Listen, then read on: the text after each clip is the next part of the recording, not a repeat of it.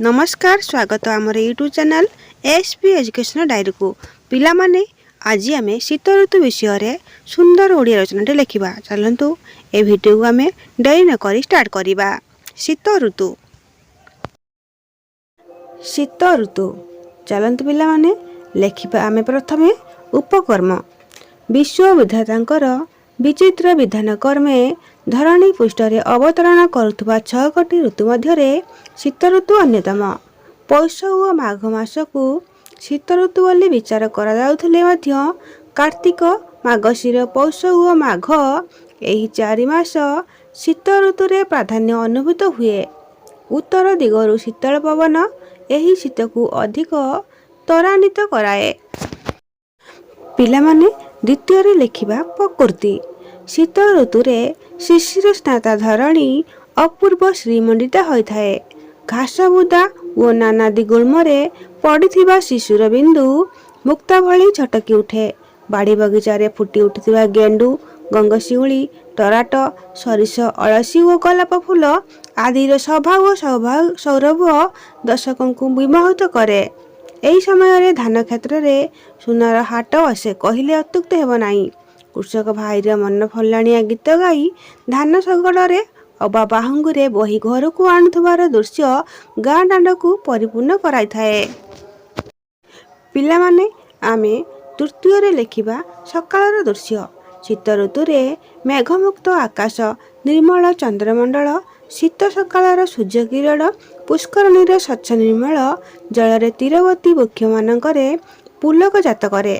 काशतंडीर मलिन आभा प्रकृति राणीर बास्ना महकी थाए। शीत सकाळर गाँ दांडे शिशु और वृद्ध बुधा निया जाली जाड़ कष्टर रक्षा पाइबार दृश्य मनोहर मन हुए। गाँ दांड मुंडरे भागवत घरे भागवत पाठ हरिनाम कीर्तन शीत संध्या को पुत पवित्र कराए। तापर लिखिबा पर्वपर्वाणी शीत ऋतु सुख और सौभाग्यर ऋतु रूपे धरणी राणी को शस्य संभार रे परिपूर्ण करने सहित नाना पूजा पार्वण रे जनजीवन को आमंत्रित करे। एही ऋतुरे नुआ धान अमल करिथिबारु महालक्ष्मी पूजा सांब दशमी धनु संक्रांति सरस्वती पूजा मध्य पड़िथाए। एही ऋतुरे कर्मक्लांत मनीष विभिन्न स्थान भ्रमण करिबारे आनंद अनुभव करने सहित भोजी आयोजन करी आनंद लाभ करिथांती। तापर पिला माने लिखिबा अपकार मनीष जीवन रे कौनसी समय संपूर्ण सुख और दुख रे जाए नहीं। सुख दुख उभयर समन्वय रे ताकू काल काटिबा को पड़िथाए।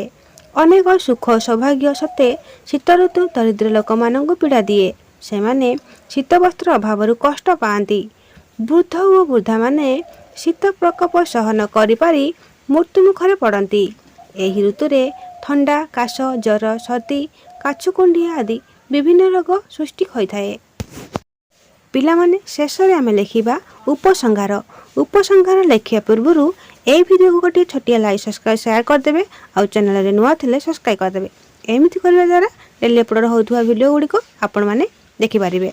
चलंतु लिखिबा आमे उपसंहार। वास्तव दृष्टि विचार कले सुख और दुखर समाहार सते शीत ऋतु जगतर हित साधन करे। एही ऋतु कर्म प्रेरणा दिए जीवन को चलचंचल करिबारे उत्साह सृष्टि करे। पूर्ण जीवानुभवर मादकता भरी दिए। रहुछि जय जगन्नाथ।